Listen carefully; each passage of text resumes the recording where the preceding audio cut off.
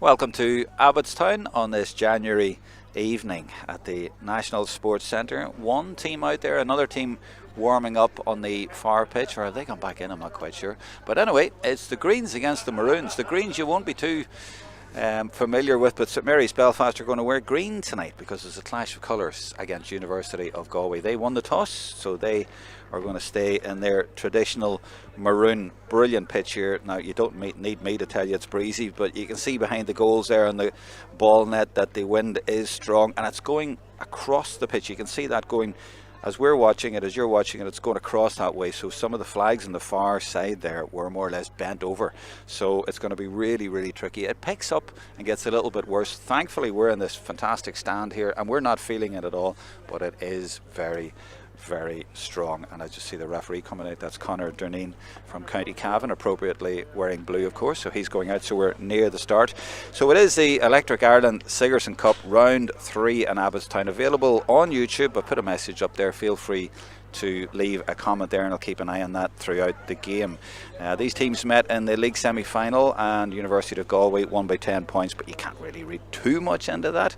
Interestingly, both of these teams have lost in the last few weeks to TU Dublin, and both of them have beaten ATU Sligo. Don't know if we can read too much into that either, but before we go to the teams, I'm going to bring in Johnathan Higgins, who's with me on co-commentary tonight. Johnathan, you're very welcome. Good, thank you very much, Jerome. It's a beautiful evening for a game of football. Yeah, well, it is easy to say that when we're standing up here, but I was down in the pitch on the far side and it is a bit tricky out there. But before we go any further, can you reveal your background? What exactly is your background? Your Galway broadcasting? You can probably tell by the twang there, although I'm told it does change. But I'm from the sticks of Galway, from North Football, the home of Galway and the home of football, we like to call ourselves at times. But so it is the local side, and we're very proud of a lot of Galway representatives as well on the University of Galway course. We're still, I don't think we've dried up from the Sigerson victory in Carlow, not from any sort of alcohol, but just literally from getting absolutely soaked to the skin in that victory over UL 2 years ago. Last year was a little bit disappointing, you would say, for University of Galway. Of course, it is a very successful management group as well, because they are from the Mike Cullen club, who were defeated this year in the county final in Galway, but won it the year previously. Were going for 3 and 4, so plenty of Galway representation, and the league is around the corner, but there's just something special about midweek Sigerson football under the lights, isn't there? There absolutely is. What's your background in terms of your credentials for playing Sigerson, watching Sigerson, or are you a typical journalist like myself who's a field footballer? Yeah, I'm very much in the field footballer. I tweaked my hamstring last night trying to do a back heel in five-a-side, so I think that serves you right. That sums you sums thought you up. were Salah? Yeah, exactly. Yeah, no. So it's he got injured too. It is very much a case of being involved from being the guy shouting on a mic on the sidelines. That's my role these days. We have somebody shouting, would you believe, from New York already on the live chat on YouTube, and says we're waving the UOG banner from New York. Very good. And the referee, by the way, is from the Ballina Club in County Cavan, just to give you a little bit more information on him. Let's have a look at the teams now. I know you're going to know the University of Galway team more than me, even though I've seen them recently. We saw them in the league here winning, and we saw them last week winning in Sligo. So we're going to put the team up. The big news here, no Paul Kelly. Yeah, huge Same loss. as yourself. Is he trying back heels as well? Yeah, got a nasty enough ankle injury. It's cruel timing for Paul.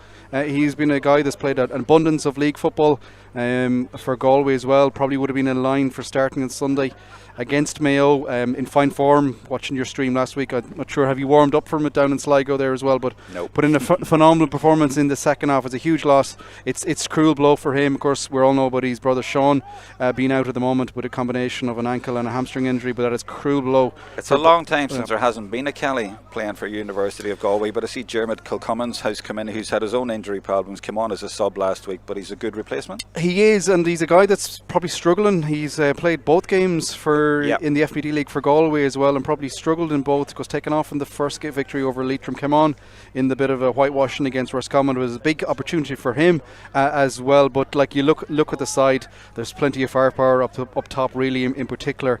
I saw, speaking to Ryan O'Donoghue, whose family have made that long trip from Belmont as well. That is quite an equipment to the cause, but he is like one of the standouts. And Cillian O'Corrine in the corner, he is a huge, I suppose, player that's really in red hot form at the moment. Such a beautiful striker of the football. Didn't start the first day against TU Dublin, came on, got 2 points. It looked like that was going to change the game aside from that late little bit of a sucker puncher goal.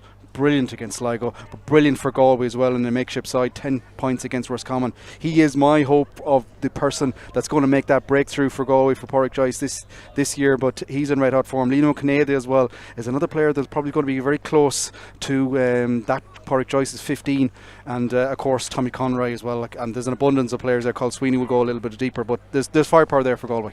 Now maybe you have more local knowledge. I was told it was Liam O'Keneally. Are you saying O'Keneally? O'Keneally before half of Connemara. I'll never be able to show my face. Spittle. All right, just to be clear about that. Let's have a look at St Mary's Belfast then. And that is their team, managed by Gavin McGilly. Interestingly, in goals they've Dara Crorkin in there, who's Monaghan Harpsby. They would have had Charlie Smith in there, who's from Mayo Bridge, but he's off with he's one of the NFL kickers. Absolutely, and he's not able to play. He's a huge blow massive to loss, them, isn't it? And obviously the Armagh senior county players aren't allowed to play for them either. But let's look at the positives. You have Killian Burke there at fullback. That's not the Kerry man. He's actually from Craig and Kickham's in Antrim, but he's moved to Newbridge and Derry, so he's moved clubs and moved counties. The captain is from Tyrone. That's Michael McCallan, and indeed they have 3 Tyrone men, but they've 5 Armagh, no county men, but they have 5 Armagh men there. And you'll recognise the club of Sean Rock, the full forward. That's Silver Bridge, and that is the club of Johnathan Burns, the president-to-be, who's a former St Mary's man and Silver Bridge man, who won the very first, or was on the very first Sigerson winning team from St Mary's in 1989. I put up a little bit of a clip of it last night, and it's had 105,000 views online. I mean, it's absolutely priceless stuff from way back then. Big Johnathan, so that's a connection there. Elsewhere on that team, a lot of down men as well. Well, 2 down men, 1 Antrim actually, an interesting man at midfield, Cormac McGettigan, number 9 from the Rossa club in Belfast. He's also an Antrim senior, very athletic and a good fielder of the ball as well, doing his masters up there. So a useful team as well. Now they've been quite low scoring in their games. They beat Sligo by just a point, so we're not expecting them to come out and fire from the front. They've had Paddy Talley managing them over the last number of years, not this year, but certainly the influence is there. They won the Sigerson, of course, in 2017, known as the Ranch, and they are wearing those change colours tonight in green. So again, just to mention, we're on YouTube and only on YouTube. Do not be clicking on any links to pay for it. It's free to view thanks to the Higher Education GAA committee, and we are not far away from the start. Just to clarify the situation as the captains go out in the middle, that is Michael McCallan waiting there in that very dark green jersey. I said it was green, it's very dark green, and the captain who's come in from University of Galway is Cal Sweeney, and he's from Salthill, Knocknacarra, the number 15. But just to clarify, there's one other game tonight. It's Maynooth against UCC, and then tomorrow night you have Ulster University here against MTU Cork and TUS Midlands against DCU. So they're basically the 4 qualifiers, and the 4 winners from those games will go into the quarter-final draw tomorrow night after the last game, and then they will be paired against the 4 teams who are already sitting in there with their wins already. That's Queen's, TU Dublin, UCD and UL. So Johnathan, we're getting down to the business end. It's knockout football, baby, isn't it? There's no other way of describing it. It's ironic enough, I was listening to you guys last week. You said you never had a penalty shootout. I don't think the guys will have from St Mary's will have fond memories. Lost in penalty shootout in the quarter-final last year, 3-2. So that's wonder, is that going to be in their minds? Look, you wouldn't rule out certainly extra time, because I think it's the old cliches. We'll get them all out of the way first, but it is 2 evenly matched side. The wind that's what, 5 or 6 points, you would imagine. It is a significant breeze from right to left. Swirls on either side as we break away from the stands as well. Went for a little bit of walk there as well. It will make shooting a little bit difficult, but from this side, you'd imagine inside of the right, it should curl nicely. But see Galway going into the huddle there as well, but huge St Mary's as well. It's a huge game. And there's a huge fella out there, the number 8 James McLaughlin. He's from Moycullen, who you mentioned a while ago. I think he also is dabbling in the AFL as well. But what a player he is. We saw him here in the league final, and he came on as a sub. He scored about 3 points from about 50 yards out from play, and he's a great fielder too. Yeah, he's just been unfortunately just been ravished with injuries. I see his club manager Don Connellan is also part of the University of Galway management as well, coming into the gate here as well, but he's been ravaged with injuries. Has been taking part in the combine. I think he's going travelling with his education as well, so not involved with Galway this year. Would have been one of those players that you would talk think about what making the breakthrough. Actually was very close, played a lot of football 2 years ago in the league in that kind of roving, kind of modern hybrid full forward, half forward role, because he's a unit of man, and he can, as you rightfully showcased to the nation from distance there in the league final, he has a wonder of a right foot on him as well. But it's a big battle, but it is a big blow for Paul Kelly being missing there as well. We'll see Jeremy Cummins, another big man, would have played a lot of hurling as well, big rugged, but it's going to be, I think, quite the battle, because they're two giants alone from the Galway side, and we see Mary's coming down towards us as well. They ain't too small either. I'm going to say, though, that University of Galway are the favourites tonight. But then again, St Mary's love that, and St Mary's are always like that. They always have a small pick, and they don't have any huge names out there. They've been cruelly denied one or two of their big names that they did have. But, you know, there's a lot of boys out there. But that, in a way, is their strength through the sum of their parts and the way that they play. And they've always had that attitude, and they really battle for each other. And they'll have a really, really strict defensive game plan here. Yeah, you would imagine, particularly in the opening half, whoever's against that breeze. As it looks like Galway. I don't know if it's against. I was out on the far side, and it's going right across from what I was over there. It swirls a bit, but it's going across rather than from right to left. But that goal down to our right is going to be difficult to shoot to score into, though, as well. You were. I think it'll be difficult just to play at all. But I look at, here's the big man going for it, jostling for it in the middle. It's almost like a boxing fight. And McLaughlin nips in there and takes it right away, and off he goes in the first few seconds of the game. And now he puts it into that full forward area. Well, over to the left corner, that's the captain, number 6 for St Mary's out there, tackling fiercely and closely right at the start of this game. But yeah, big McLaughlin, first blood to him in the middle. That was impressive. Yeah, that's a little marker put in straight away. And just notice one as well, just where that foul took place. I think you're going to see a lot of that fouling outside of the zone as well. You can't really give anyway scoreable frees. It's been interesting. This is going on the floor. Well, you were saying about the wind at that end, and I was saying as well, because the breeze is going across. You can see it in the ball net behind there. It's going, I'd say, more or less into his face. This is about as tough as it gets. If he gets this, it'll be absolutely superb. Let's see if he can get anywhere near it or even drop it in and around the house. He should surely go for the far post. The wind, see if the wind is done with it. Has it brought it over the bar? Well, that's unbelievable. He has judged that perfectly. Just a beautiful, beautiful score. As you said, aim for that right post and just curled in. I thought it was going to hang up in the air for a second there. It did. It sort of hung. I think it just hung over beautifully, but he couldn't have done it. He must have been practicing before the game, but that is an absolute. I can't really overstate how good a kick that was from that angle. He's used the wind brilliantly. And it's University of Galway winning in the middle again, but the big number 9 Cormac McGettigan did come close there, but just saw the ball touch on the top of his fingertips and go out. So it's University of Galway with the first score. They're playing from left to right in their traditional maroon jerseys, and it's St Mary's Belfast. They also wear maroon, but tonight they're having to wear dark green. That's their change kit. They don't have to wear it too often, but having to wear it tonight. It's University of Galway just calming it all down in possession. And remember, they're without Paul Kelly tonight, their midfielder, ankle injury, but they have McLaughlin there in the middle of the field, and he just pops a little pass there. His numbers a little bit hard to see in the distance, so white Murray, numbers are, but not the green. He gets a lot of ball forward as well from Ballymallough. Got a beautiful point the last day out as well, but that's what University of Galway do have. They have a lot of attacking, a lot of pace from deep, and they are going to sit in, and I think they're going to try and attack the wings. Liam Canadian, I was just waiting for it out in this right wing now. Yeah, Murray, he started the Sigerson final in 2022 as well. There are 4 or 5 lads who started around there, so they have that experience. And this is indeed Murray, Mount Bellew, coming forward. And this is nice intricate play, and it's the man you were talking about, and he's got it over the bar, and that's a really nice score, well knitted together. And as you say, it's number 4, number 10. Numbers don't mean too much, but they all knit together beautifully, and that's a nice score. And it was taken by Liam O'Canela. Beautiful score. He's that wand of a left boot. He'll sit this on this right wing and then cut in. He's going to be very difficult to mark. He's a player who's another beautiful striker. He's going for it again here. And that's fallen nicely into the arms of Sean Quigley. And Sean sends a night ball to number 5 Fergal O'Brien, 2 Armagh men involved there, and this is St Mary's first chance to get up into the opposite end of the field. Little dummy solo there from Sean Rock, another Armagh man, and he has drawn a free. There's 5 Armagh men out of the 15 out there. This is Fergal O'Brien from Mullabon, same club as Kieran McGaney, and that's Sean Rock from Silverbridge. And that's a little bit of a loose challenge there, but again a really tough challenge here for the free taker. And was he in 2 minds there? But he's certainly taken it out of his hands. He was maybe thinking about it. And let's see if the yellow boots can do the job. I think that's gone to the right and wide. Oh, it's gone off the post. Very unlucky. very unlucky, and Sean O'Donnell trying to get there, and he has also drawn a free, and the referee says that was a bit of a high tackle. Didn't see much in that one there now, but yeah, no, keep. Watch it again here. Ball's come on through. Yeah, well, it was more sort of after the ball had gone. It was a second connection, which high around that area. So it's going to be a free in, and this is a chance for St Mary's. Have conceded 2 points in quick succession at the other end, but this, as we say, should settle them if he can put this over. Perfect for a left footer, even in these conditions, and he has got it, and that is Sean Rock from Silverbridge in South Armagh, and that gets him on the board at 2 points to 1.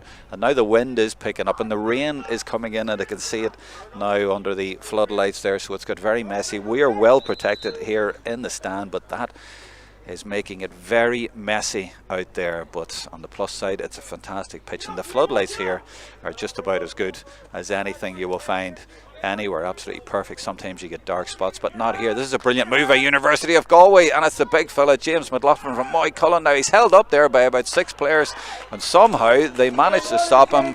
I think the referee, did he give advantage? But he's certainly given a free in now, but for him, he's given a yellow card as well, actually. Let's see who that, as far as he turns around, is it the captain? It might be, but no, it's actually the number 2. It's Cal Agnew from Armagh Harps. And Johnathan, yeah, what did you see there? Just a little bit of they had all the good work done initially, but just a little bit too eager then in the challenges. The ball broke away, and probably a harsh enough yellow card, but certainly a free. And Liam O'Connell will now, or sorry, this is Killian Curry, I beg your pardon, will try from the right foot, will try and extend Galway's lead. You don't know sometimes, though. I mean, it might have been a challenge, it might have been something said to the referee, I suppose, you know. But for me, the key thing was there that the ball fell for McLaughlin, and maybe the wrong man in that situation. They got about 6 men around them, but someone like Conroy might have got a shot away there. Yeah, absolutely. But the thing from Galway that's going to be very pleasing is McLaughlin has started right on in the middle of the field, and he's driving forward at every opportunity. Yeah, he's very, very mobile. He was player of the match last week at ATU Sligo, and he is a tour de force in there, and really with Paul Kelly out as well, he's going to have to step up to the mark. But now, as you were saying at the start, maybe St Mary's not quite as big a team, but you can tell already they're a nice football team, and the way that they came up the left wing was impressive, and they're given plenty of width here, because this is O'Brien hugging the touchline, and now he gets it and off he goes. And again, he's using the number 10 Jude Campbell, so they're knitting it together and keeping possession very well, and liking to pop it around, and that is the Paddy Tally style. I know he's not the manager now, but he has had an influence there, and Gavin McGilly, who's the manager, worked under Paddy Tally when they won the Sigerson, which is now almost 7 years ago, would you believe? And this is Sean O'Donnell. That's a fantastic effort. It's not going to do, is it? It's gone over the bar, and it's Sean O'Donnell from Trillick. Wow. A super score by him to get that over the bar. Let's have another look at it, Johnathan. Just makes an absolute mockery of the conditions. Outside of the left, boom, over the bar. Wonderful, wonderful score. They will do well to see a better score now over the course of the night. Yeah, and as I say, that's 3 times better than usual in these conditions, because it's so breezy, but he used it perfectly and hit it straight as a die. 2 points each, and it's a terrific, or 3 points to 2. It's a terrific response by St Mary's. As I say, I do like the way they played. There's no big names. We're not looking at any big names, but they have a good team ethos out there. Now the goalkeeper is Liam Brady from Ramor United in Cavan. Same county, by the way, as the referee. And he puts that very high into the middle, and it's dropped. Oh, and it's bounced very, very kindly for Cian Monaghan. Another player in real good form as well for Galway in the FBD League. Yeah, he's a very good player. He scored a point in the league final, and then last week he scored 2 points. He's very good going forward. He was number 7 actually in the league final, but maybe he's given a bit more license to attack, and of course his brother is in the subs. Now we come back out, and this is... It's a beautiful offload. It was so hard to see those numbers sometimes. Those green numbers, they're very light, and that maroon, and they're under the light. It's hard to see them sometimes, but you know these boys better than me. It's Jerome Cummins who just sprayed it over the left hand side there. Another big man out the middle. The dual star from Annadown. Yeah, so University of Galway 3 points to 2 up, 8 minutes gone, and it has flown by, and there's a referee who's just spotted an infringement there, so it's going to be a free in. St Mary's do sit very deep. It just is, let them have the ball but out here. Galway did the same a couple of moments ago. It's really a basketball set up at the moment. Both sides have the we've watched a good bit of NFL, or I do, I know, these late night nerds, but it almost is the 2 different teams at defence and attack at times here as well. They're just sitting right in, and understandable, there's a lot on the line. Yeah, there's no surprise there. That's just the way the teams play these days. But now St Mary's coming out and trying to get the ball back, and there's a slip. Oh, and they nearly got there, but he released the ball and managed to get it into space for one of his teammates. And just looking at the wider picture here, the structure of the play, and number 10 out here, Canale, I keep getting that wrong. Canale? Oh, Canela. Canela, sorry. There's a place in Fermanagh called Canale. I can't got my head around that. But yeah, he's hugging the touchline over on this side. So they're keeping their shape. Yeah, he's dangerous because he cuts in, he can go outside here, he can cut in. But it's, you just saw a couple of moments ago there, just to sum things up, it's University of Galway in possession with the ball. And it's Ryan O'Donoghue pretty much on the halfway line. He was the guy that slipped initially. Like, that's just showing you how deep and how congested the middle third is.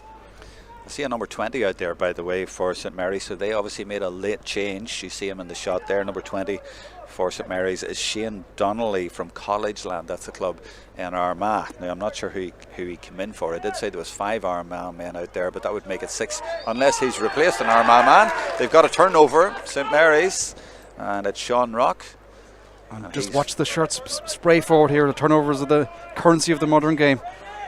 Absolutely, and then they try to move forward quickly, and number 5, Fergal O'Brien for them, has gone right into the full forward area, way off camera, off to our left. He's obviously dragging his man up there as well, so it's a cliche in the modern game that numbers mean nothing. Number 15 is Conal Milne. He's from Balahi in County Derry, and he's running down. There is the number 5 picking up the ball. Now, the scoreboard you see in the shot there, by the way, they had to put sandbags on it before the game. They were that worried about the wind carrying it away. The wind is very strong, and look at the way it's holding that ball up. It looked like it was going to go over the bar, and then it sort of pulled it, and I thought it was going to come back. It might have gone over and then come back out again. There was that infamous clip, isn't there, that viral clip from Ravenhill back in the day, where the penalty in rugby coming almost backwards. I thought we were going to see take 2 over there. I thought it was going to be a right viral clip, but it's just, look at the rain, look at the conditions just coming swallowing in from both sides here as well. Kickouts, I don't think we'll see many too short now. Most keepers are just putting the good old fashioned put the boot through it. Yeah, well, when you've got James McLaughlin there, you might as well, and he's got a free there as well. And yeah, he does have that height advantage. We saw that from the throw-in, and we're seeing it again. And University of Galway are dominating possession.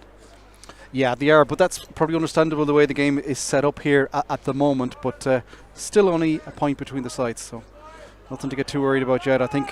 Yeah, and we've seen some good scores. You know, we've seen some nice forward play and teams prepared to go for it when they get the ball, which is good to see. We've seen some good football already in the Sigerson Cup. We've done a few streams, and it's been very enjoyable, and we've still got a lot of business end football to come in the Electric Ireland Sigerson Cup for 2024. So, as I was saying before the game, it's really interesting that both of these teams lost to the same team, that's TU Dublin, who are in the quarterfinals already, and both of them have beaten Sligo. St Mary's beat ATU Sligo in their first game 9-8, and then last week it was level at half time on the live stream game down there at ATU Sligo, and then in the second half University of Galway came out and blew them away. So they are the favourites, I would say, tonight, but I've been impressed by St Mary's Belfast, and this is good work by Sean O'Donnell, and he's got past a couple of players and he's going for it from the 45, and the wind has brought that out and has almost made a nonsense of it. Look at the goalposts down here. They're swaying from left to right. It's like that new rule that was implemented to stop people stamping against the goalpost, to put people off. The Mother Nature is doing its own job here at the moment. But well, that's what I was saying, Johnathan, before the game. The wind is coming across, right? So it's if you like, blowing right across to the far side, directly across the field here, and it's playing havoc. Oh, what a kick! Oh my goodness, the wind has carried that all the way through to the 45 at the other end. Now, if a University of Galway player had have anticipated that, they'd have nearly been through in a goal. Poor Cole Sweeney, if he got hold of that, there was no stopping him because he had open country in front of him. But another indication, I think we'll see loads of these, of just how powerful that wind is. Just took that kick out. And well, here, that's a weapon. You know, that's a tactic if they can do that again, because it clears the whole of the midfield, and only Killian Burke, the number 3 for St Mary's, was awake there. You could have been through. It's the St Mary's goalkeeper coming all the way out. That is Dara Corcoran, and I'd say that's brave in a night like this. I wouldn't be going too far. He might be just trying to keep warm, though. Maybe that's it. Dara Trainer, number 8. And this is Sean Quigley from Clonmore and Armagh. He just pumps one in there, and that's a good idea. But is it? Oh no, the wind has carried it. And actually, but look at the rain and wind coming across, and it's sort of going against that. So you really, if you play a ball over that side at all, it's going to keep going and going, and it's going to end up in County Meath somewhere. Yeah, but the thing is, I think it can be utilised if teams are just a little bit more clever. I think there's the old-fashioned shout of get a football back down this end. But if you can get a couple of big men either side of the goal and put one in, it's going to create absolute havoc either side here. Let's have a look at these conditions here. Look at the way that rain and wind is coming in off the stand there. So we're protected here, but God help those players out there. Now let's have a look at this kick out again here, because the keeper cleared everyone, cleared halfway, and I don't think the players have realised, because they haven't moved that far back. In fact, I don't think they've moved back at all. So he's going to clear them all of it. Well, actually, he just puts that high rather than doesn't get distance on it, and the wind holds it up. I think it's just swirling, so it's difficult to predict. But St Mary's have got it on the break. But hey, it's Sigerson Cup. You expect this? Yeah, it's very much a competition that gets exposed to the 4 seasons. It's another dangerous ball, but straight into the sweeper. Well, it is, and again, I'm saying, with that wind, put it into the left corner. They're sort of going crossfield, and then the wind is likely to take it, but it drops straight into the sweeper's arms. And University of Galway now may be able to counter, and James McLaughlin has fisted an almighty fist all the way through, in behind the defence, and that's a free in, and that's a little bit easy, and St Mary's culpable there, and a little bit naive, I have to say. Yeah, I think it's Daniel Flaherty comes on through on that ball.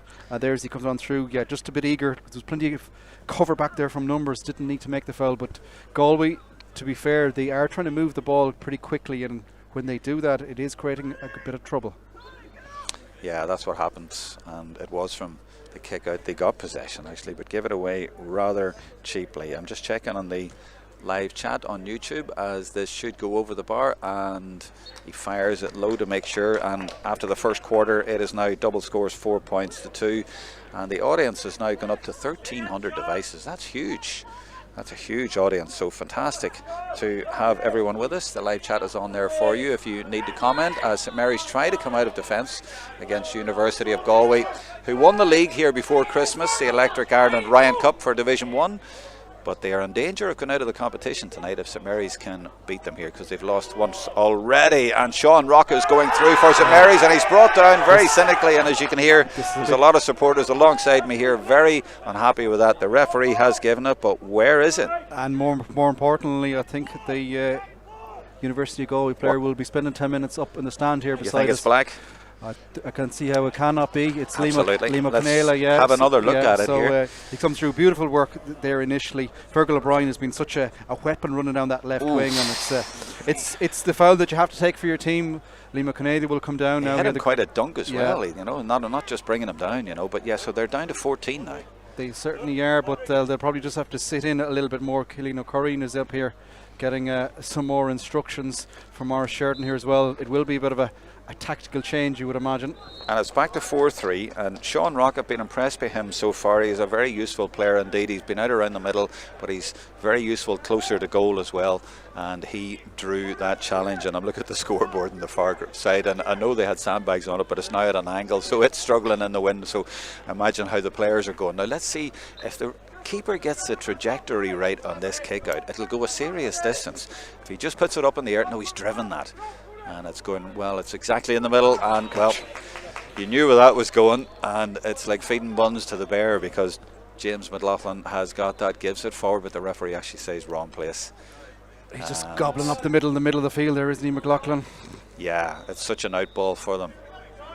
It reminds me actually of St Mary's when they won the Sigerson in '89, did Jarlath Burns and Fergal McCann and people like that, and no better men to field balls, and you need them.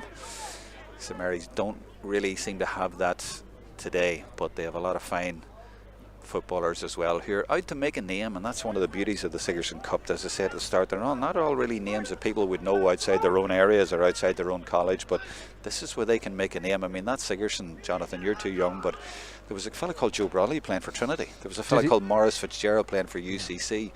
Names like that in the Sigerson, and you're going, who's this guy Brawley? He blew a few kisses though, did he? No, not at that stage. Not that stage. So he did score a couple of goals for Trinity in an amazing semi-final against UCC that went to extra time, and Morris was putting points over from either sideline of either foot, or so my memory tells me anyway. But glorious days, and as I say, but you know, those guys weren't known, so these lads here are trying to make a name for themselves. We know a lot of the University of Galway players. They won the Sigerson in 2022, but St Mary's, they're a really good team knitting together, and it's a small pick they have, and that brings them together as well. But you can tell tonight they all know each other's game and they know their plan, and there's a lot of fine footballers out there. 5 Armagh, 3 Tyrone, 2 Down, 2 Derry, 2 Monaghan, and 1 from Antrim. Speaking of plans though, just University of Galway just gone into black card mode here, just keeping possession in the middle of the third. They're almost teasing St Mary's to come out and engage, what they've started doing in the last couple of moments, but it's just a bit of streetwise play here from a very well coached side. Do you think they're running down the clock? Oh, absolutely, 100%. Look, they have. Really? Does it make that much of a difference? Oh, that's a straight ball. Oh, they have given it away. It might make a difference because Sean Rock, and he's been fouled yet again. Yeah, and he's claiming, hold on, no, could be another one. No, this will be yellow. This was high. It was a clever challenge, just a kind of a swing around the shoulders. It'll be a yellow card. And it was on the same player. Nothing it was else. On the same player. He's causing them problems, but, obviously. Just a silly pass undid all the good work initially, but this should be yellow. Yeah, it is yellow. Called Sweeney there, so yeah, just goes to show there's a fine line between clever on the football and one kind of sloppy pass nearly undoes it, but a bit of I suppose I talked about well coached tactics. That's a well coached challenge to stop someone on the run but not to pull down. It's one of the quirks in the rule book that needs to be changed, I think, because it was cynical. Yeah, I mean, it is hard to follow. It really is. You know, what was the difference? I'm sure referees will tell a very fine difference, but either way, to be honest, Johnathan, I hate to see negative play, and I hate to see good forward play and attacking play and turnovers or whatever it is. But you know, I hate to see it quashed. And hold on, it's got an opportunity. Oh, where did that go? Straight across the post. I was expecting it to be in the net. It hasn't even gone out. It's still in play. It's away over to the left corner here. Another very sloppy ball though. Just another turnover. Yeah, University of Galway. They're down to 14, but it's not that. They're just, as you say, being sloppy. They have movement down in the middle. Oh, nice switch. That's a lovely step inside, and this could be a sensational point. I think it's just gone to the right. That's very unlucky from McDara Hines from the famous Kilcoo club. Yeah, he did all the kind of hard work and then just maybe lashed at the shot a little bit too eager. It's difficult to go outside of the boot from that angle when you're running straight on. But you'll imagine now Liam Brady now will take his time now with the kick out, just trying to wind down this black card. I spoke about a little quirk in the rule book in terms of the black card. I think another thing that needs to be looked at very carefully is the teams that are just winding it down when they are down to 14 as a result of a black card. Yeah, well, McLaughlin again. Well, you can see why the Australians were interested in him. Yeah, a lot of talk about players going stateside, but certainly that's another avenue for big, powerful athletes. Is that more the kicking than the catching? Yeah, but he's such a unit of a man. Like he's not your typical runner, but he's doing plenty of movement tonight. But he's just phenomenal out in the middle of the pitch so far. Yeah, and it just changes the pattern of the game, because when he catches the ball, St Mary's all just fall back into defence and sets the pattern. On the live chat on YouTube, but there's now 1,400 devices on, Eddie says, is there a breeze in it? Couldn't make Abbotstown. Is there a breeze in it? It's breezy here on a calm day, that's all I say. So it's now 22 minutes gone, 4 points to 3, and it's nice and close and very interesting and well balanced, and certainly not one-sided at all. University of Galway did win the league semi-final against the same opposition, but maybe it wasn't quite the same opposition on the night. Oh, that's high. Now they're calling for that, but the St Mary's player went in, and it's a very different kind of challenge to the previous one, where it was the University of Galway trying to stop a player going forward. I think he just totally misjudged that, and he is the number 4, Finn Murdoch, and he just went too far with his challenge. Yellow as well, yeah, it's a yellow. Well, all I can say is Ryan O'Donoghue will have to see it again. Will have to buy Tommy Conroy, or sorry, the other way around, a cup of coffee afterwards, because talk about a hospital pass. Yeah, to absolutely. his county mate there as well. To be fair to O'Donoghue, very, very brave. Knew he was going to get absolutely clattered. But that's about 3 times now, Johnathan, that University of Galway, since the black card, have been so sloppy like that. Is it maybe the wind holding things up, but they're just not making sure? Yeah, perhaps it's an element too, cold hands, cold limbs, etc. But usually you would expect players of that calibre to be a lot more comfortable. They've probably trained on it a lot worse as well. Down in Dangan, it's another windy spot in by the breeze blows in off the Corrib. Yep. But I think Kevin McStay, if he's watching here, will be glad to see one of his sharpshooters make his way back up in his field, holding the left shoulder though, so Yeah, maybe he'll be okay. he should be okay. But always a concern when you see such a high-class inter-county star go down. I think every county manager is watching these games with just closed eyes behind the sofa. Yeah, he's okay. That's Ryan O'Donoghue from Belmullet in Mayo. He's fine. And the county breakdown there, I give the county breakdown for the other team. It's 8 Galway, 3 Mayo, 2 Sligo, 1 Cavan, 1 Offaly for University of Galway. I think quotas go. We have to let a few Mayo people in and all that, is it? Now, behave. Oh, big turnover, too many steps.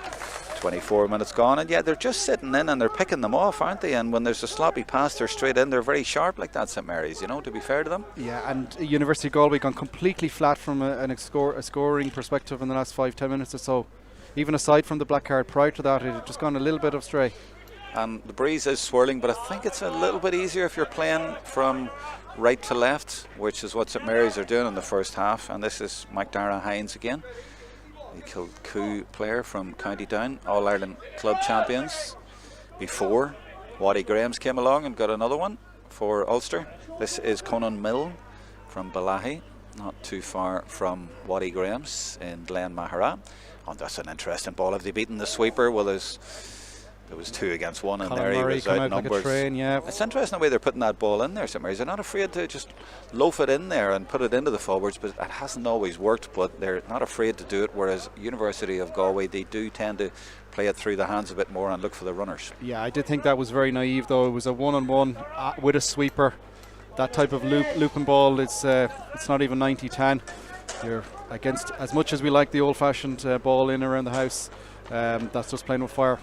Yeah, I know what you're saying, but I do applaud the ambition sometimes when players do try to do that. When it comes off, it goes really well, and if they can get in for a goal, it would be a huge score. But it's now University of Galway with the ball, and St Mary's sitting in, and coming across was the number 10 Campbell there to try and just block that and force him to come back out, and that's what they've done. So it's around this area where they let University of Galway have it, and they just sit in, and then they'll nip in and try and get a counter on. And it's a good tactic. Oh, hold on, he's pulled him down there, and yeah, that's going to be a free.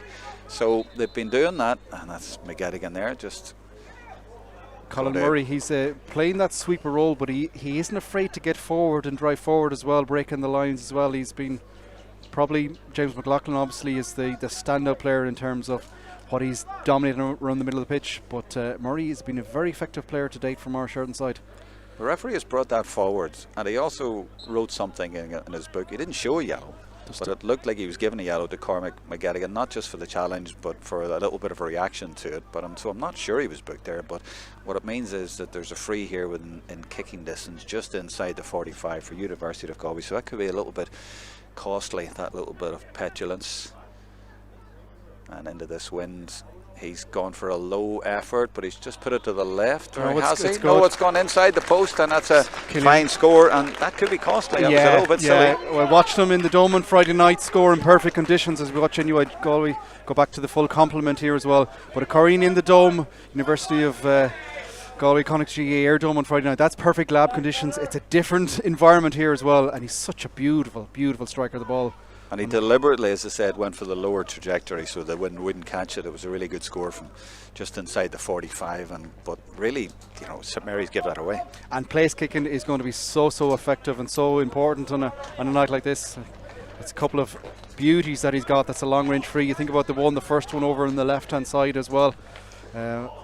He's been starring for Micheál Brannock over the last couple of years. Of course, came on for Galway against Armagh, that horrible defeat for Galway that blew Galway's season apart.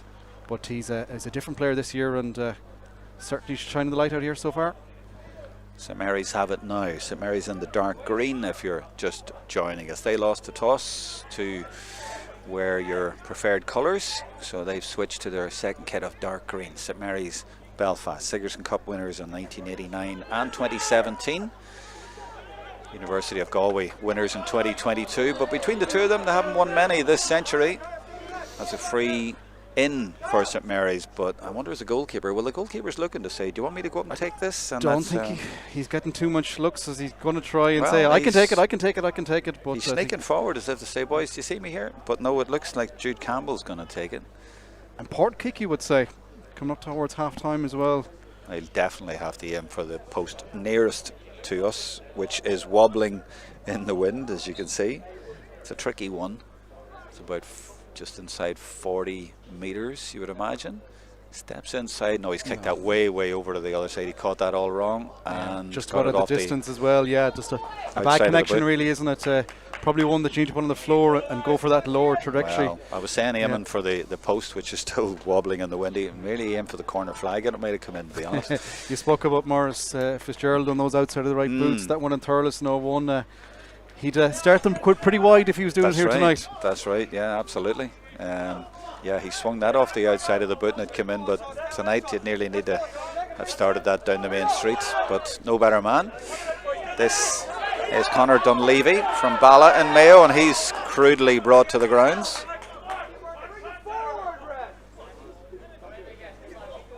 Galway clever though, just running down the right side, just holding possession. It's Mulligan, number 6. And another high challenge going in there, and it's from the number 20, Shane Donnelly. The referee is noting in his book, just ticking there. But Mulligan rather pops it to Canela. He's back on the pitch. I was glad he was off for 10 minutes. Can't get my head around it. But it's St Mary's now with a possible turnover, and it's number 2, Cathal Agnew from Armagh Harps.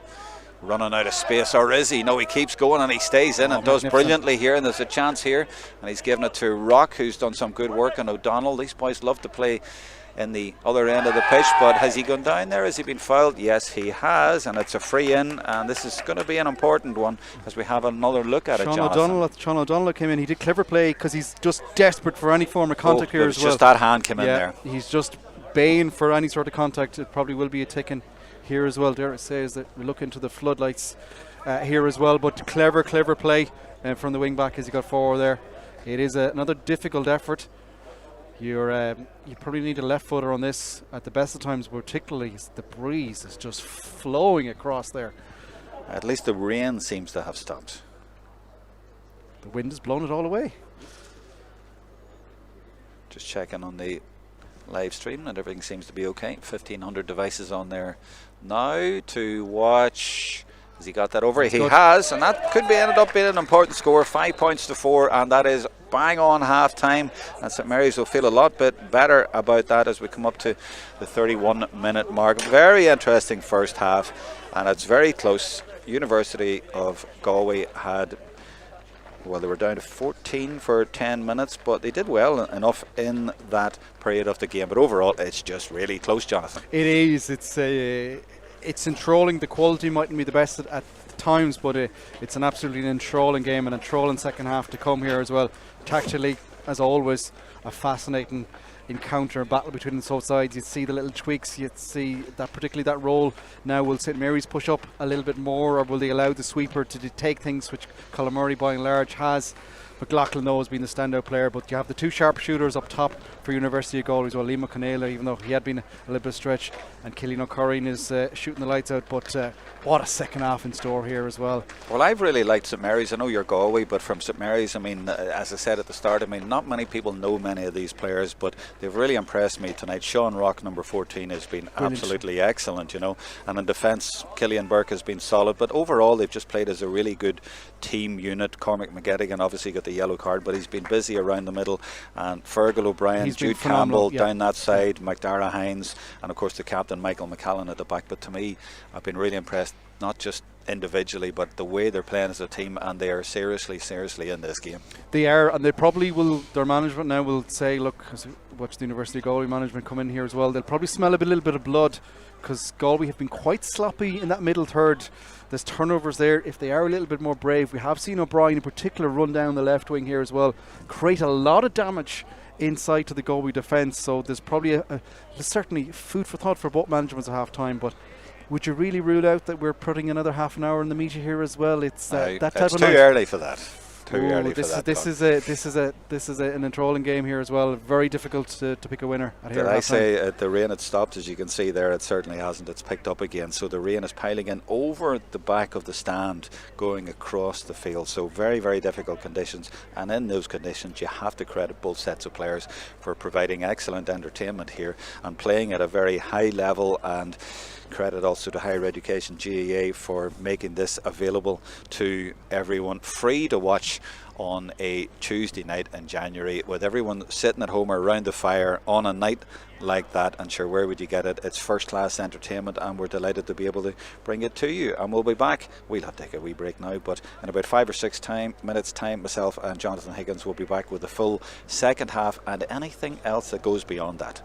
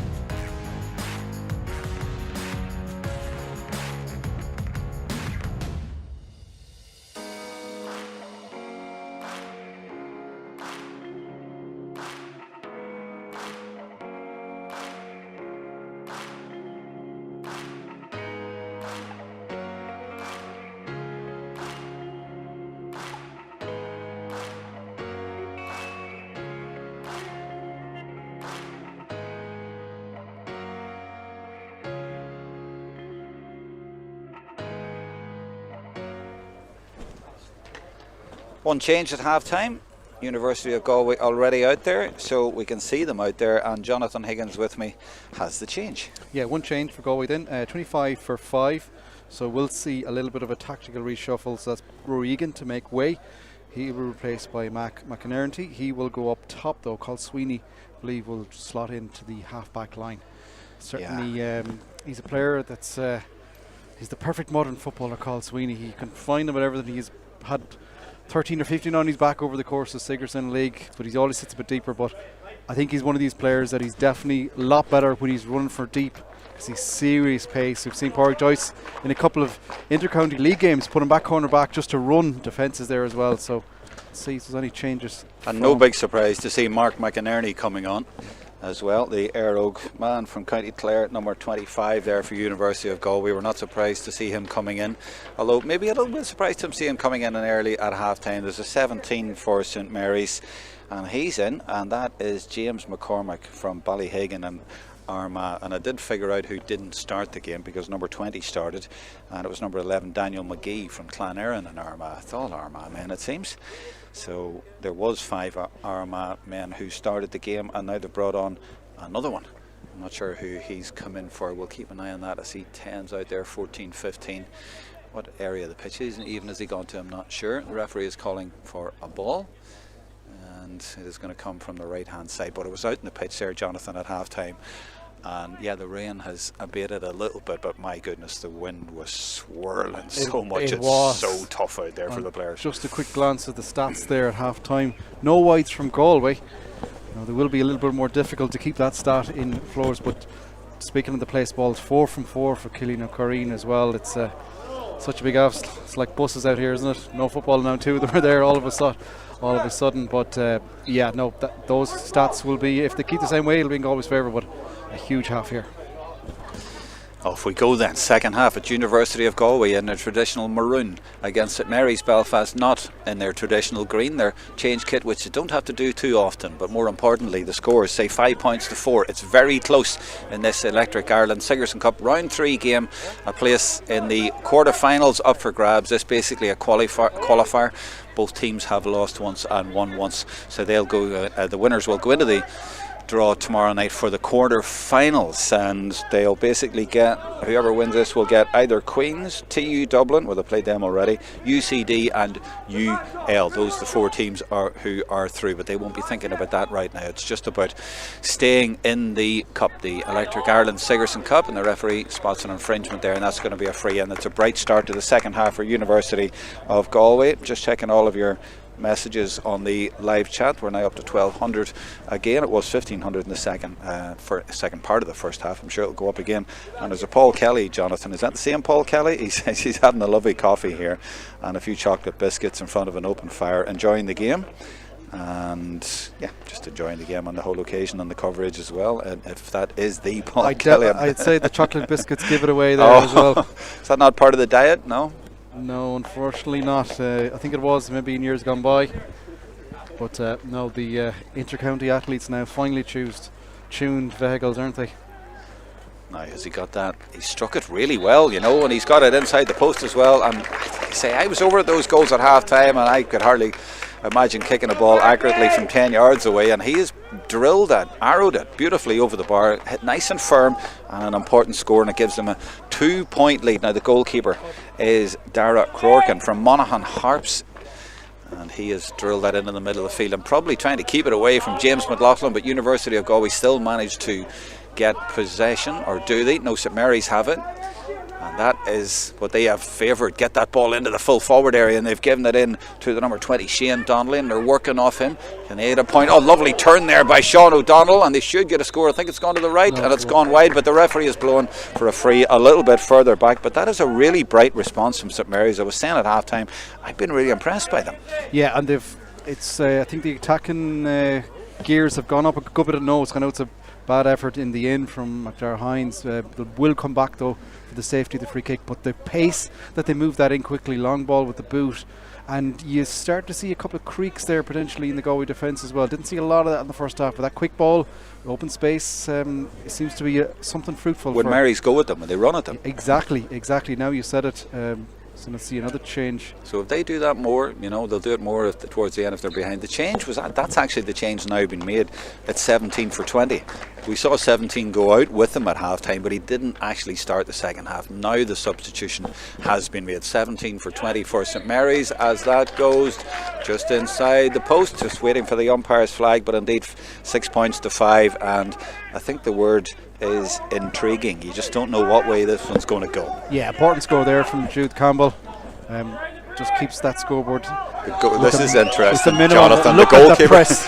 It is, but I was looking at McLaughlin and he was going, give it to me, and he hasn't gone to McLaughlin that time. I'm surprised about that, but instead at St Mary's you have it now, and there could be a break on here. Now the sub who's come in is involved there. He's looking for it. That's James McCormick from the Ballyhiggin club in Armagh, and this is Cormac McGettigan, the only Antrim man, and he's put it wide. He tried to curl it in there, but they are showing good promise. Sorry, you were going to say, Johnathan? No, I was going to say the keeper, it may look easy, but he just couldn't kick that long. The squeeze on the kick out was something else, that every zone across there blocked off. There was no option but to go long. I think that's the wrong opportunity there, though. Well, let's see it again then. Let's go a little bit wider in the camera and show McLaughlin is there in the middle of the field. Are you saying he's too far away from the keeper? Obviously he's got to be their number one target. He's still off camera way over to the left, and they've gone over to the right, so they're out using him, and it worked brilliantly in the first half. Yeah, but there's been a little bit of a tactical tweak there with St Mary's. They've closed around a lot of those zones there as well, that space for the ball to be kicked into is just cut out a bit more. It's a lot more a braver approach so far in the second half from St Mary's. Just to say that, make a right mess out of that bounce ball. He does, yeah, that's Agnew, but they've got out of it okay. Well, you'll not be surprised tactically, because Paddy Talley, of course, who's been in with Kerry the last few years, he was the man involved in evolving St Mary's, along with Gavin McGilly, who is now the manager of the team. This is the captain coming forward, McCallum, but it's really well read there back in defence by the number 2, is that Conor Dunleavy, I think it is? Tidy play there now as well. An important intervention, and now Galway, who sat a little bit more deeper. Just look at the amount of maroon shirts in the middle third here as well. Not a lot around the goal, but they're moving up like rugby union here. A lot of dark green back there, and they're using Conal Milne, the number 15, as a sweeper in there. He was the first man back there for St Mary's, and now they've all dropped back, and it's University of Galway pressing 5 minutes into the second half. One score each in this half, and this is Diarmuid Kilcummins, and he fancies that, and you have to give that even extra credit in these conditions. It's gone to 7-5, 2-point game again, and a big strong midfielder with a big strong finish. Yeah, beautiful finish, but the move though is called Sweeney breaking the lines. He runs down the right hand side, breaks it towards the left, gets a bit of space there as well. Quality finish from Kilcummins, but that's why Sweeney is so dangerous at half back.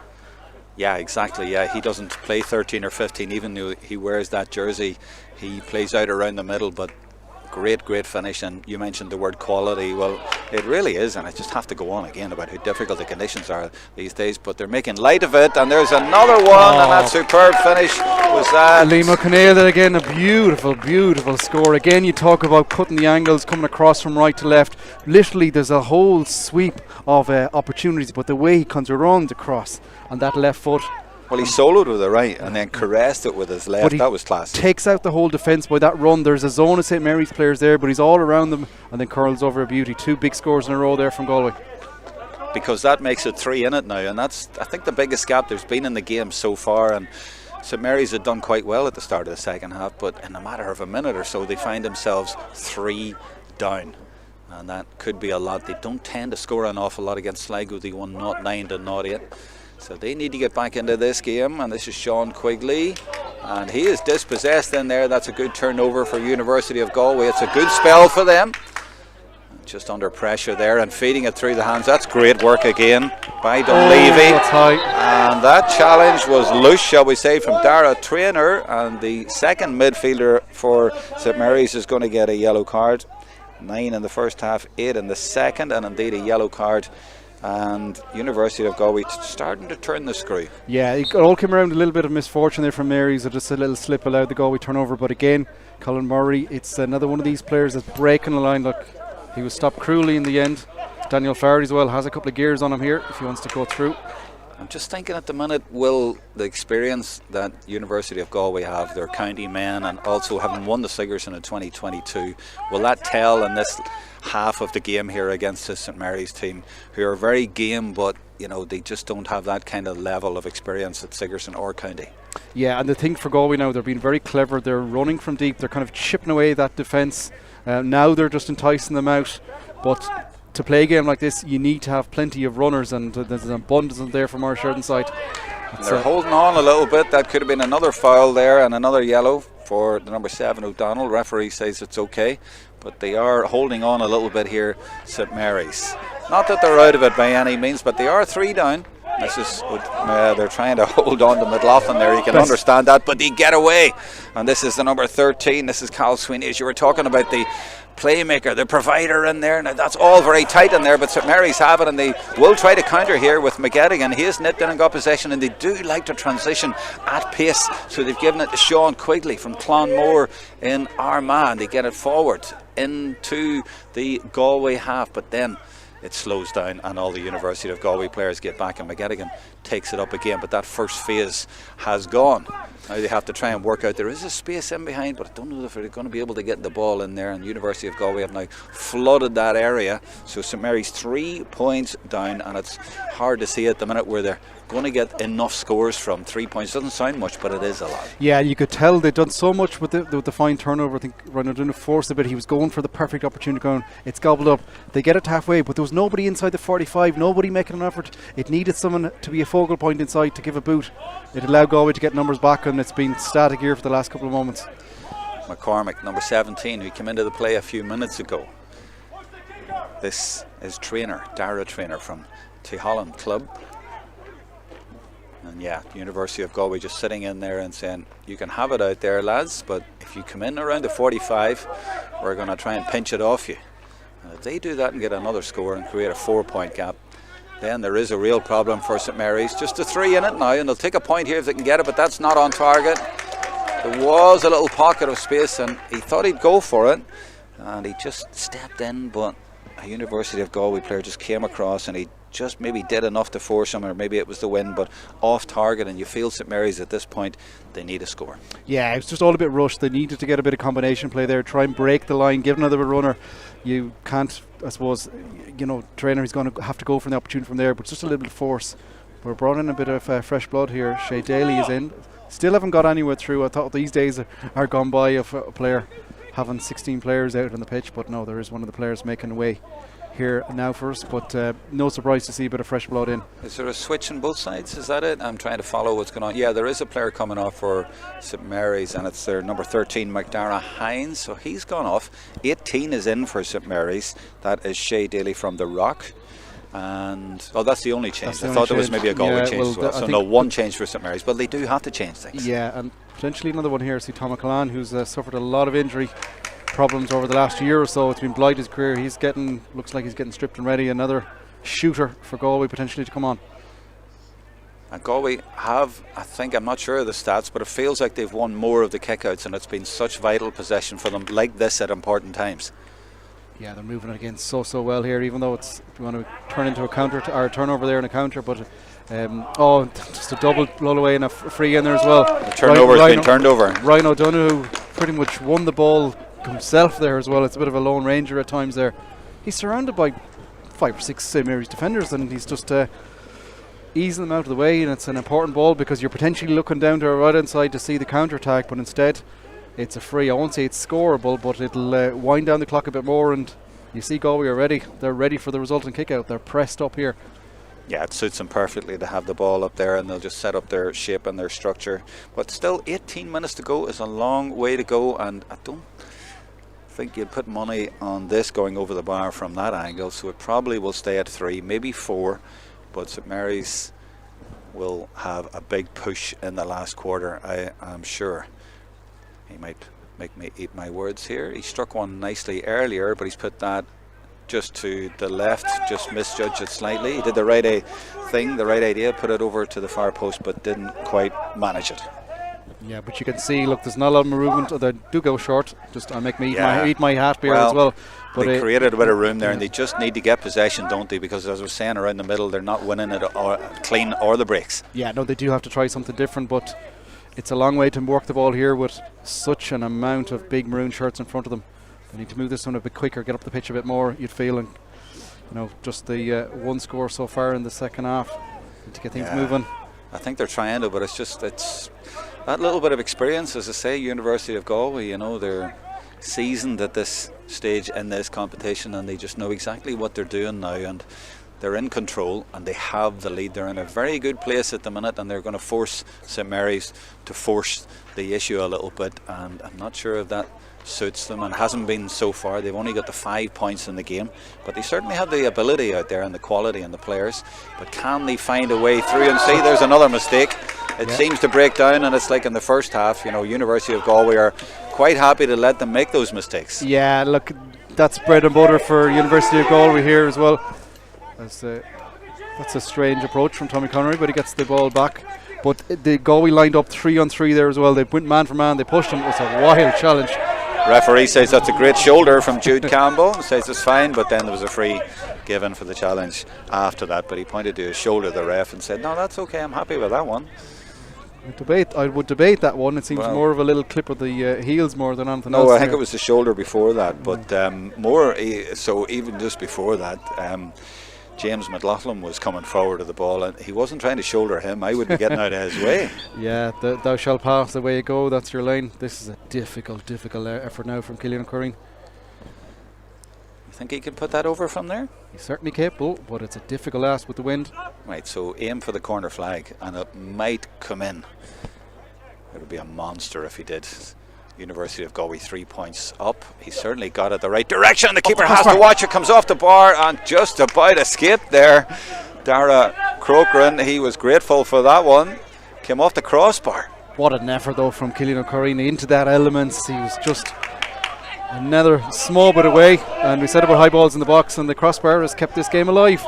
And it wasn't really a case of the wind. It was straight as a die all the way. Yeah, he's a beautiful striker of the football. This is Trainer for St Mary's. And you just sense there's a little bit more urgency about them, but they're also really keen not to give the ball away. But they've made a few mistakes with slips like that there, and they've given it away. They need to be really careful here. But, it's a bit of a contradiction. You need to be careful, but you need to take risks. Yeah, look, you're coming into it now, 15 minutes to go, down by 3. This is in a must-win game. You really got to go for it here, and you saw that time, although they're breaking lines now. They are. He's trying to get onto his right foot. You can see that. He's trying to get through anywhere, but he's run into a maroon wall and he's been turned over. Yeah, it's just a bit of foolish in the end. Probably not helped by not really having an abundance of opportunities, but it is quite static there as well. You saw even just prior to that phase, Trainer in the middle of the pitch as Galway almost turned the ball over. They do turn it over. Oh, St Mary's nearly get it back, do they? I think they have, yeah, and they've got the free as well. That's great work actually by Sean O'Donnell. He's got another couple of yards here as well. This makes it a scoreable opportunity.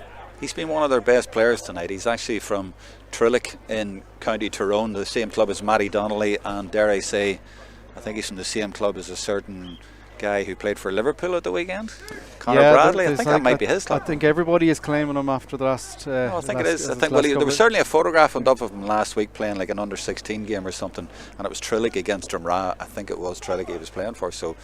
That's where he came from. Now this is an interesting one. Look at the stance that he has there. He fancies it. Remember in the first half I said, it looks like he's decided to kick it out of his hands. This is just his little routine. Yep, each player has their own. Of course, Johnny Wilkinson made it famous with the yoga post, didn't he, and the little hunch. But so he leaves the ball on the ground and then sort of scoops it up. Oh, it doesn't work though. The wind carried that off to the left, and I know I'm going to say it again as we go into the last quarter of the game. They sort of needed a score there to get it back to 2, but also just to give them a little bit of momentum and a little bit of a lift, but it hasn't come, and just in their minds they might be thinking this is not happening for us tonight. They need to score quickly, St Mary's, and the kick out has gone high up the middle, not to McLaughlin, and they still get it though, and that is O'Donoghue out there, isn't it? Yeah, just exceptional play. Well, you were saying about county men. Oh, and he's given on, and the referee hasn't given them advantage there, but there is a man down and there is a man hurt, but they were away there, and surely that would have been at least a point. But more importantly, what an effort from Ryan O'Donoghue. Yeah, you were saying about the county men playing at college level. What an effort he put in there as we watch this kick a bit. This is worth watching again, isn't it? It gets a flick, I believe, doesn't it? Somebody gets a flick on it, yeah. Oh, it might have been, yeah. It's a flick in there. Somebody gets a flick on it, and then it's a wonderful cornerback by Murdoch. Just reacts the quickest to get the ball as it bounces off the crossbar. I thought it was the keeper who touched it, but now you look at that again. It wasn't McLaughlin, was it? Or one of the other, it might have been one of the forwards, but yeah, he did. Somebody got a touch to it, but nearly, and that could have ended things. Let's have one more definitive look at it. What a strike though initially. Yeah. Oh, no, it wasn't McLaughlin. I think it was O'Curran. No, it might have been. Was it 15? McInerney there. The sub came on, you're right. That's who it was, right. It's a big unit of a man as well. There were a few of them, as you say, the physical advantage here, but St Mary's still well in this game, but just haven't scored enough so far, and they're going to have to come out. But are they going to get a chance? Because here comes the University of Galway, and that's a super score. Tommy Conroy there as well. It's a huge score. He's first of the game. He puts it to a 2-score game, but just on the loop here as well. Look at the pace that he comes around in. It's striked over. Beautiful score. Important one, 4-point advantage. That could be a crucial score. To me, that has been the difference, Johnathan. They have had players like that who've been able to pick off scores like that, and St Mary's just haven't had that so far. But they might make a fool of that comment now, because Sean Rock has it. He's been quiet in the second half, and he's rather cynically pulled down there. And the referee, I think he's given him a yellow, but that's pretty. Oh, it's black. Yeah, I was going to say it's borderline. I was going to say it deserves a black, and it's got one. Yeah. But he definitely got him there. He was claiming, look, I just tackled him there, but he knew exactly what he was doing. Yeah, no, it's one of those cynical ones. You're desperately trying to pull back, not pull down. But for the second time in the game, the University of Galway down to 14 players. The last time they had it, they went into just keep ball mode. There isn't really time, because as I see with the clock winding down. I've been informed, by the way, that Conor Bradley, the latest Liverpool star, is not from Tralee. He's from Ahiarn, which is a Tyrone club sort of on the border with Donegal. Thanks for that information.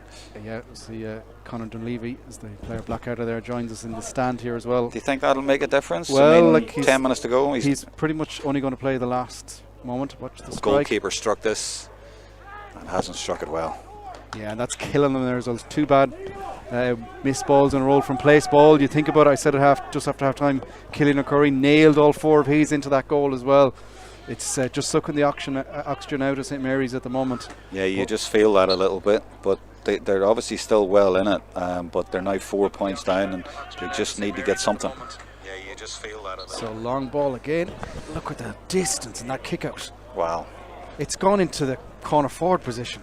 Yeah, Killian Burke has come across to scoop it up though for St Mary's. So they're having plenty of possession now. I just get the sense University of Galway are just sort of sitting in. They have the forwards to hit them on the break and get nice scores, as we've seen, and they don't seem to worry too much about the St Mary's threat coming forward. And to be honest, there hasn't been that much of a threat. They've just scored 5 points in 50 minutes of play, and there's another poor ball, but they actually have got a free out of it, but they need to take this quickly, and McGettigan is just bombing it in there.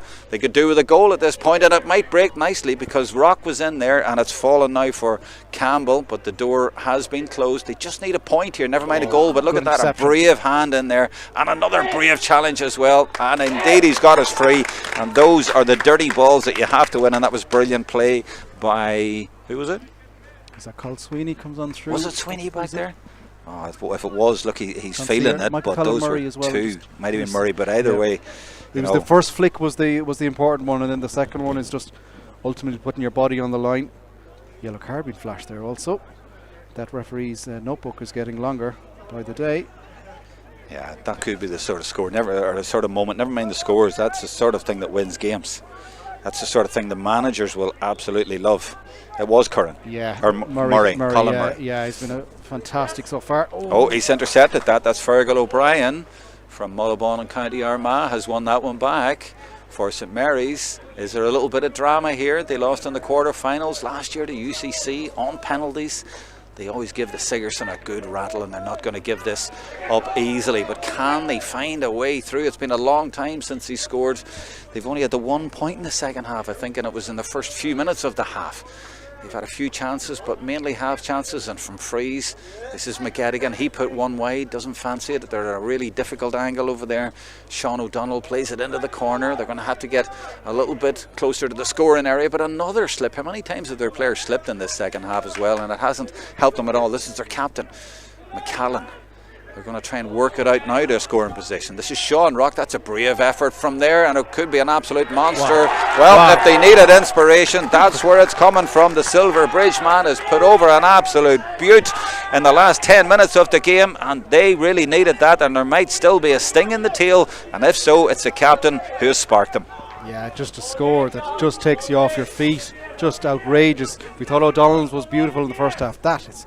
I'm about to say, what are you doing shooting from there? He knew better. Well, he took responsibility. He knew what he was doing. I was saying in the first half he had a good game.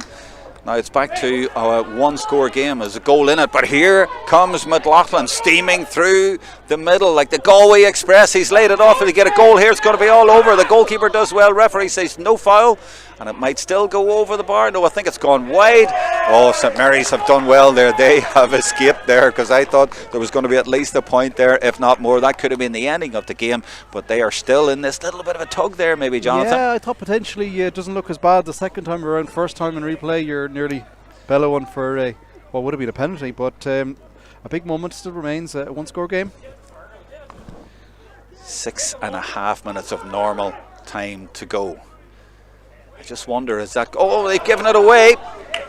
Nearly. Yeah, they have given it away. Hold on. It's what way is that going? Yes, it's a free for University of Galway. That was sloppy. And I was just going to say that the goal has maybe lifted things a little bit, but here comes Mark McInerney with an audacious swing to the left and then the right, but he's put that well wide to the right. Or was it no, it was McInerney.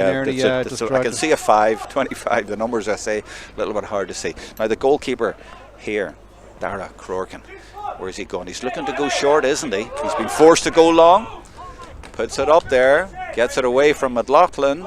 They haven't won too many, but they've won this one on the break, and that's brilliant play. I think it's Sean Quigley who's steaming through. They need a goal here. They'd take a point, but that has not stuck. I don't know what happened there. Maybe the wind just held it up. It was a bounce there that was unkind, but University of Galway have it again.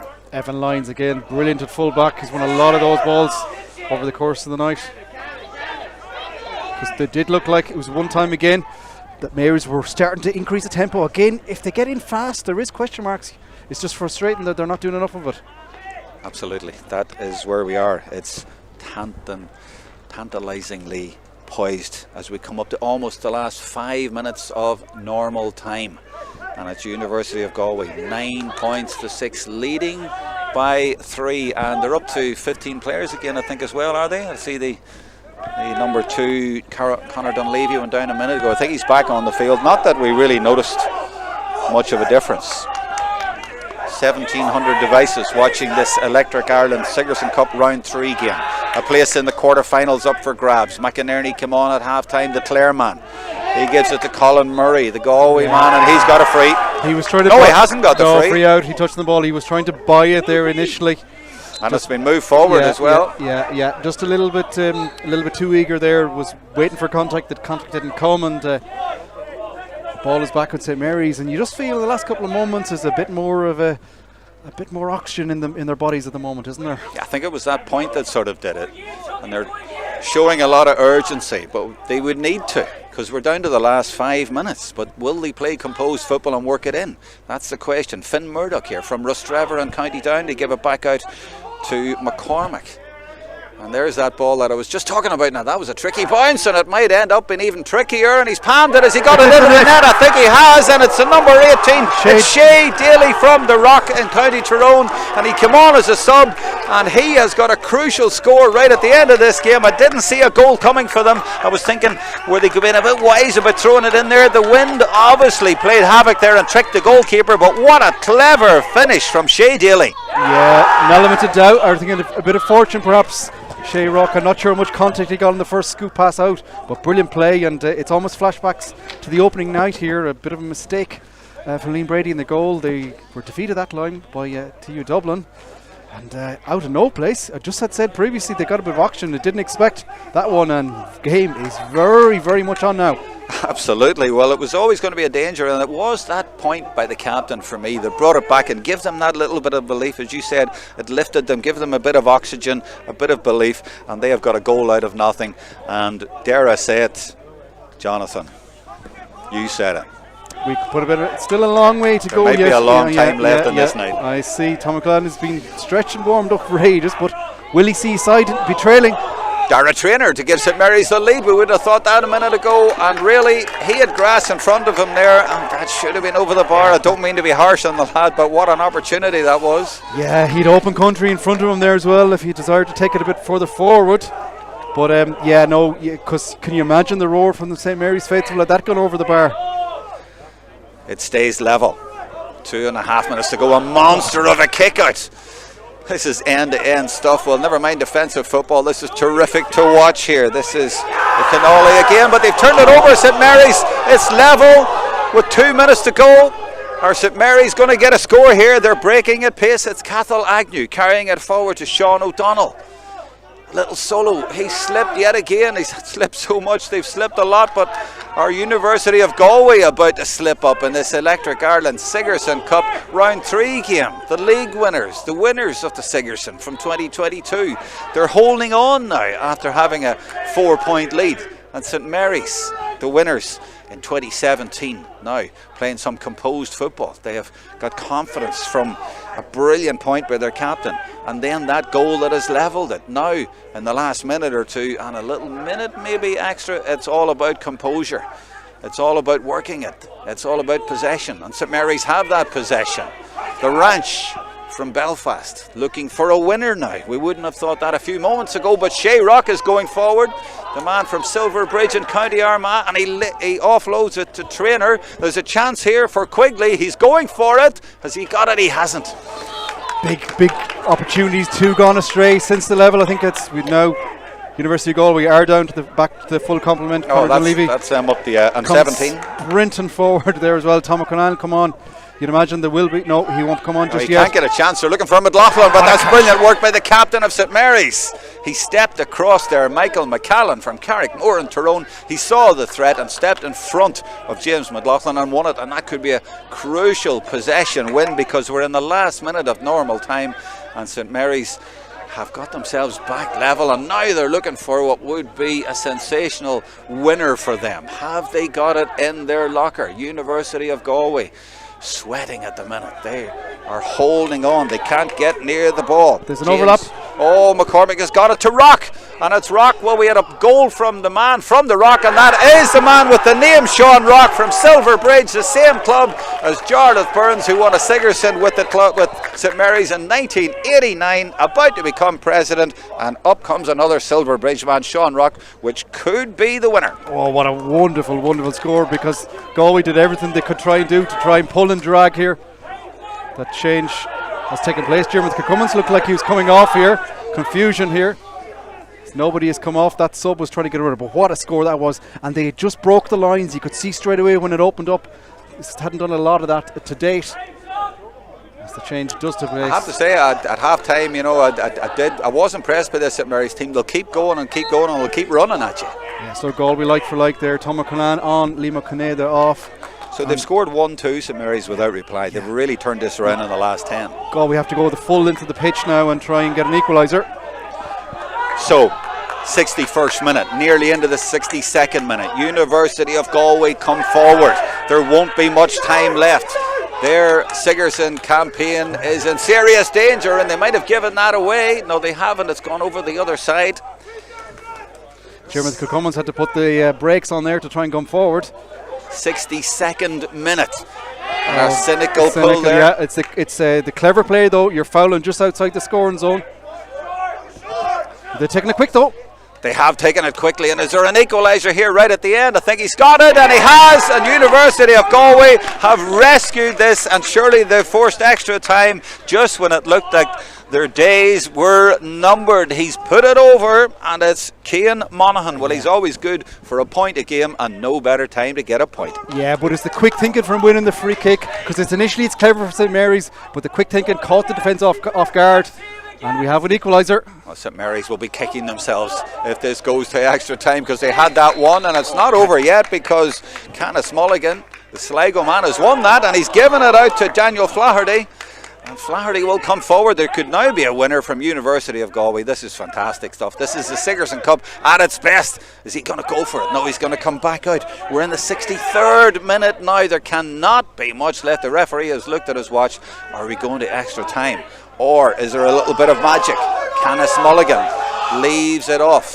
And the referee says free. Free, yeah. Galway reset here now. One more opportunity. Players starting to cramp as well. It's energy sapping. But one opportunity. Well, they've gone backwards to go forwards. Yeah, just to switch it over on the right hand side here. 62 and a half minutes. We're level in the Electric Ireland Sigerson Cup, and Tommy Conroy has it. He's looking to get a winner. He's left it off, and surely it is a winner. And it's Cian Monaghan from Oughterard, and St Mary's can't believe it. It's a brilliant rescue job in added time from University of Galway, the champions in 2022. And surely now they have won it in the most dramatic fashion. A superb night of Electric Ireland Sigerson Cup football at its best. They thought that was a full time that was a full start. But Cian Monaghan, though, two clutch scores. He comes on through here. Conor Corcoran, a very tidy man marker, coming on just to see things out. I can't believe there's time. I mean, there weren't many stoppages, and we're in the 4th minute. There cannot be. There's surely not enough time. The calmness from University of Galway to here. Most teams would have driven it in long. They come back, they recycle, change the point of clock. Tommy Conroy ever so well gets room, and Monaghan with two such important scores. He gets in the right place at the right time, but as you say, Conroy, that little bit of knowledge, that little bit of expertise, and that really needed to be one for St Mary's, but it went rather easily into a maroon jersey over on that far side, and they've got ball here, and that's so important. That's Culhan. He's just come on and he's looking to feed it out, but I don't think there's time here for St Mary's. One, to get it back, and two, to get up the field and get an equaliser. McLaughlin has it, and Galway are just going to play the ball back and just eat up the time. Referee looks at his watch. We're in the 64th minute.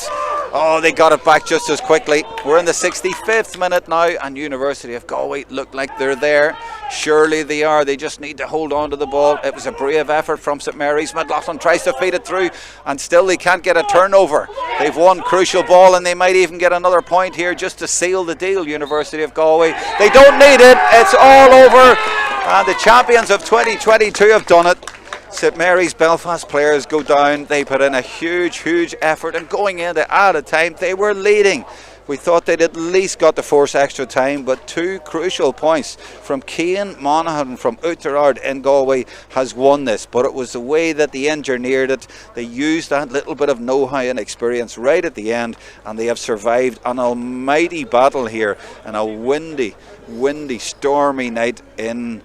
Where are we? I've forgotten where Abbotstown. we are. Abbotstown, that was where it was. Yeah, what a finish to the game. But Galway showing all their nous, all their experience. Their big players stood strong there at the end. They never really kind of rattle under pressure. Maybe they'd learned from the opening night after conceding that last goal scoring opportunity against TU Dublin. Ryan O'Donoghue that night missed a free at the end to equalise the game. He was phenomenal at the end. I know it was Tommy Conroy, but Cian Monaghan, huge moments. But it's just a bit of nous. I think Daniel Flaherty will absolutely rage, and he nailed one there right at the death. But it was just the 1 point in the end. But it's a game that potentially will give Morris Sheraton side huge oxygen going forward, because they had to really earn that one, going down the gun at that one. Yeah, they're into the quarterfinals. The draw will be made tomorrow night. They'll get either Queen's, TU Dublin, who they've lost to already, UCD or UL. The 4 qualifiers will go into that tomorrow night. 1 other game tonight and 2 tomorrow night. We'll finish with your choice for player of the match. Who do you think? Have you any contenders there? There's plenty of contenders. Well, I'll start for you. I mean, St Mary's, for example, I would be picking out a few of their lads. I mean, the captain, obviously, Michael McCallan, was terrific, and up the field there, Sean Rock, I was really impressed with him and the way that he scored that superb point as well. I think I said I get carried away and thought he was captain. Actually, he wasn't, but he was certainly inspirational. And there is the goal that Rock scored, not that Rock, but the guy from the Rock, and that was Daly. That was a great score, and at that point it drew level. Then we thought they were going to win it, but it is University of Galway who pulled through. Who do you think were their heroes tonight? Yeah, well, I think just to add to that as well, is that Fergal O'Brien in particular was around, and especially at the death. Dara Traynor there as well in the middle of the pitch. He really drove on St Mary's as they came down the death, and that kind of clawed back a game that I thought it was gone for them. You look at University of Galway. I think the full back line, Evan Lyons was brilliant at full back. Colin Murray was so brilliant as well. James McLaughlin, first half in particular, was a monster in the middle of the pitch. You look at the likes of Killian O'Corrine, Liam O'Connell got a couple of fine scores. But Ryan O'Donoghue, God, it's a difficult ask just to pin one down. Probably over the course of the game, maybe James McLaughlin just had that amount of football that he won, and he drove forward a couple of opportunities. But it's one of those old cliches. It's the sum of the parts and all that. They're big men right throughout. Even Tom O'Connell, when he came on, was involved. Didn't lash at a couple of opportunities, which he might have done earlier in his career. But we watched the squad there, and it very much was a squad game and a squad performance that sees University of Galway through. And they are through to the quarterfinals. They lost their first game to TU Dublin, but they have come back and they have won it. Let's watch it again. The last couple of points from Monaghan, Cian Monaghan, and that has done it now. I love the way that Tommy Conroy found him here. That little burst of pace there and the composure to give it to him. And Monaghan, always the right man in the right place at the right time, and that's what's won it. The Monaghan man has won it for Galway against the boys from Belfast, who trudge off, or no, actually they're still out in the pitch over on the right. I was getting mixed up in the colours again. They of course were dark green tonight. It is the maroon of University of Galway, and they will march on. They came back and won last week at ATU Sligo. They've won again. They're in the quarterfinals. They won it in 2022. Who's to say they won't win it in 2024 and gather a bit of momentum? They'll have learned an awful lot tonight. They were on the receiving end at one point, and it looked like they were just about on the ropes and hanging on, but they came through, and as you say, Johnathan Higgins, that will give them a lot going forward. Your final comments? Yeah, a beautiful game. Thanks very much for having me here, Jeremy. Thoroughly enjoyed it. I love all your work in bringing these games to the countryside, to the viewers. Look at the games we're getting. How can you not love these games? Yeah, and to give people the platform to be sat at home in front of the fire, the opportunity to watch games. It's a phenomenal tournament. Sigerson and of course the Fitzgibbon as well, and it's really getting tasty now as well. These the last couple of rounds of this round, and then the quarterfinals to come. Well, here tomorrow night, Ulster University playing MTU Cork tomorrow night. I mean, imagine if Conor Glass makes an appearance here tomorrow night. The roof will come off, and it nearly come off tonight in the wind. Yeah, that's probably the one thing you would say with University of Galway as well. They didn't have their Bridges players, which are probably drowned their sorrows. But you look at Paul McGrath, Paul Kelly, Rory Fallon as well, former Connacht rugby star as well, phenomenal in the All-Ireland final. He'll be a Roscommon starter this year, no doubt as well. So there is probably opportunity. They might be looking at try and get those back for the next round of games. Paul Kelly, you'll hope as well. Sean Kelly as well, we haven't even mentioned as well. There is options, and the list of names that you get to watch here in this competition is just joyous. Absolutely. From Abbotstown, from the whole team, it's goodbye.